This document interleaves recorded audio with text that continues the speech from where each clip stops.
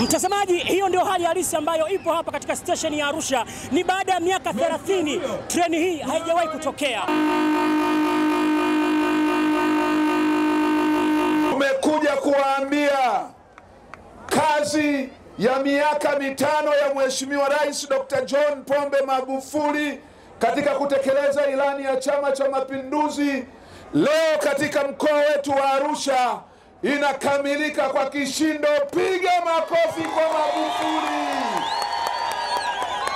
Takriban miaka 30 wengine hapo wamezaliwa hawajawahi kuona treni ikifika Arusha, lakini katika kipindi cha miaka 5 ya rais wetu mpendwa na amiri jeshi mkuu Dr. John Joseph Pombe Magufuli, treni hii imeweza kufika hapa. Dr. Magufuli oye! Dr. Magufuli oye! Arusha oye!